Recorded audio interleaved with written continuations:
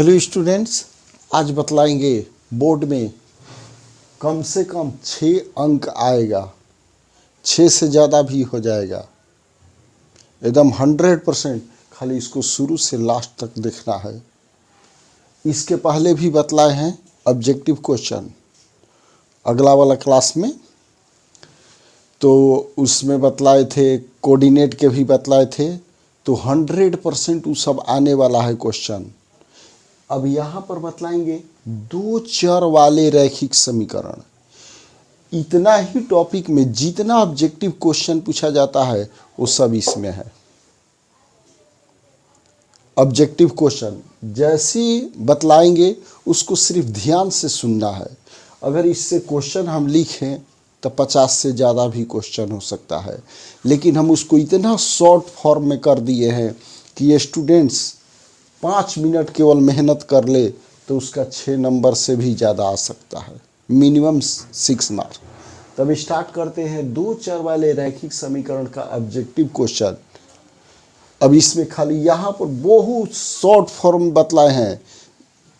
तो यहाँ पर देखो, सबसे पहले देखो पूछेगा क्वेश्चन, रैखिक समीकरण का घात क्या होता है। रैखिक समीकरण, अरे रैखिक किसको कहा जाता है? जिसका वेरिएबल पर पावर 1 हो। तो घात कितना होगा? 1। आंसर हो गया। ये ऑब्जेक्टिव क्वेश्चन पूछ देगा रैखिक समीकरण का घात क्या होता है, तो फिर यहाँ पर पूछ देगा कि रैखिक समीकरण का रूप क्या होता है। तो एक्स वाई रहता है, जैसे 3x + 2y + 5 = 0, या ऐसे लिख देगा 3x + 2y = 5। इस तरह से रहेगा। तो ये रैखिक समीकरण का रूप हो गया। क्लियर? अब यहाँ पर एक और पूछ देगा, 2 चर वाले एक रैखिक समीकरण सिंगल वन, और पूछेगा इसका कितने हल होते हैं। तो अनगिनत हल होते हैं। जैसे एक एग्जाम्पल दिए हैं, पूछ देगा कि x + y = 20 के कितने हल हैं। तो अनगिनत। क्यों?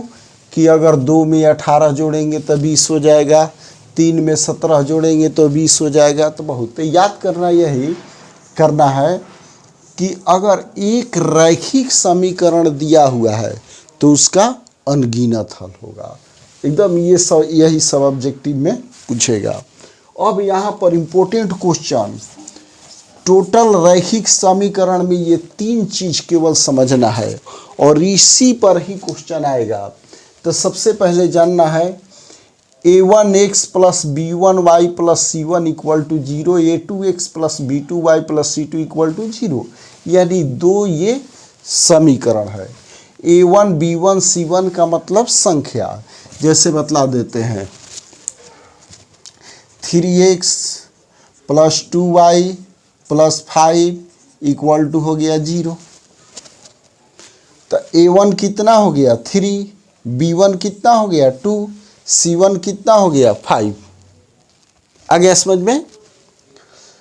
तो यहाँ पर इस समझ में आ गया, a2 b2 c2 संख्या है।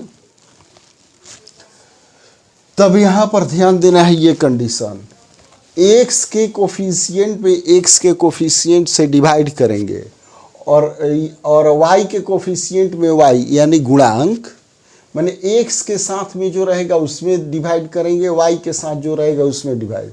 जब दोनों इक्वल नहीं है, बस यही इंपॉर्टेंट टॉपिक है, तो याद कर लेना है कि इस कंडीशन में उसको अद्वितीय हल कहा जाता है, एक हल कहा जाता है, अविरोधी हल, प्रतिच्छेदी। इसका ग्राफ कैसा होता है? प्रतिच्छेदी। अब यहाँ पर एक क्वेश्चन भी बतला देते हैं यहाँ पर। अतः अद्वितीय हल है तो a1/a2 = not b1/b2। तो यहाँ पर अद्वितीय हल हो तो k का वैल्यू पूछ रहा है। ये 2 नंबर में, 1 नंबर में भी पूछ सकता है। क्या बतलाए हैं? x के साथ क्या है? k। x के साथ क्या है? 3। यहाँ पर नॉट इक्वल टू, y के साथ क्या है? 2, और y के साथ क्या है 1, तो k में 1 से इंटू करेंगे k इक्वल टू नॉट 6 हो गया, यानी k equal to not 6 answer. ये आगे समझ में। अब यहाँ पर ये देखना है, इतना ही केवल याद करने से, अब जैसे क्वेश्चन पूछ देते हैं, मान लो दे देगा 2x plus 3y equal to 5, x plus 2y equal to मान लो 3, ये दिया हुआ है। पूछेगा ये इसका कौन कितने हल हैं, कितने हल हैं, तो फार्मूला लगा देंगे ऐसे 2/1 3/2 इक्वल टू नहीं है, तो एक हल, अद्वितीय हल, अविरोधी हल। पूछेगा इस समीकरण का ग्राफ कैसा होगा, तो प्रतिच्छेदी होगा। एकदम आगे समझ में ध्यान देना है। इस पर एगो k का वैल्यू पूछेगा, फिर इस तरह से दिया रहेगा, पूछेगा इसका कितने हल है, तो कितने हल हैं, तो पहले इस तरह से डिवाइड कर लेंगे, x में x से, y के गुणांक में y के गुणांक से डिवाइड कर देंगे। अगर इक्वल नहीं आया तो अद्वितीय हल है, एक हल है, अविरोधी हल है, प्रतिच्छेदी है, इसमें से कोई नाम पूछेगा। अब पूछ देगा इसका ग्राफ कैसा होगा, इसका ग्राफ कैसा होगा, प्रतिच्छेदी होगा। एकदम क्लियर आ गया होगा समझ में। तो ये टॉपिक आ गया समझ में। अब इसके बाद यहाँ पर यदि 2 इक्वल है, तीसरा इक्वल नहीं है, तो इसका कोई हल नहीं है, इसी को विरोधी हल कहा जाता है, इसी को असंगत युग्म कहा जाता है, और इसका ग्राफ समानांतर होता है, बस यही। अब जैसे एक एग्जांपल ले लो, x plus Y equal to 5 और x plus Y equal to मान लो 3 दिया हुआ है। पूछेगा इसके कितने हल है, तो 1 में 1 से डिवाइड करेंगे, 1 में 1 से डिवाइड करेंगे, 5 में 3 से डिवाइड करेंगे, 2 इक्वल आया ही नहीं। अरे इसका कोई हल नहीं है। अगर मान लो उसमें विरोधी दिया है तो विरोधी लिख देंगे, उसमें संगत असंगत लिखा रहेगा तो असंगत लिख देंगे।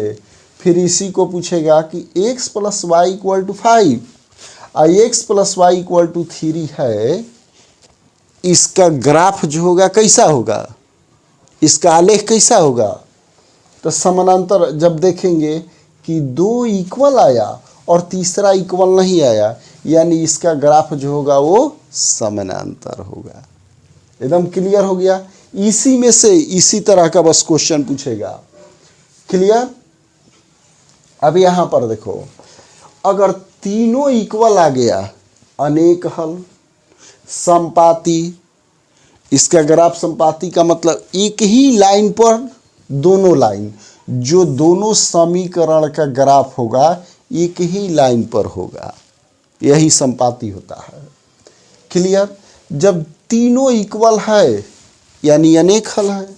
अब जैसे मान लो दे देते हैं कि x plus 2y equal to 5 और 2x plus 4y equal to 10 दिया हुआ है। पूछेगा कितने हल हैं, तो क्या करेंगे, डिवाइड करेंगे, 1/2, 2/4, 5/10, तो ये भी 2 से कैंसिल हो जाएगा, ये भी 2 से कैंसिल हो जाएगा, तो 1/2, 1/2, 1/2 तीनों इक्वल है। तो कितने हल हैं, तो अनेक हल है। कैसा है, संपाती है कि असंपाती है, तो संपाती है। आ गया समझ में।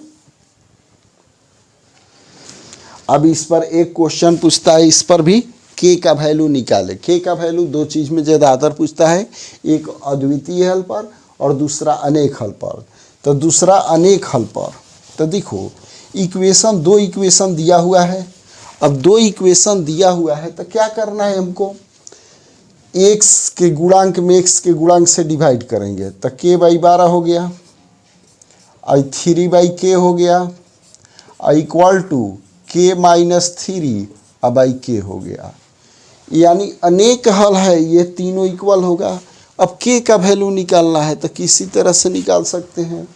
k में k से इंटू कर दो k², अब 12 में 3 से इंटू कर दो 36, तो k बराबर क्या हो गया 6।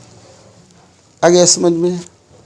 इसमें भी वही चीज़ है, अगर इसको इक्वल करेंगे तो वही आएगा, लेकिन ये द्विघात बहुपद के रूप में आएगा तो k कॉमन लेंगे तो आ जाएगा।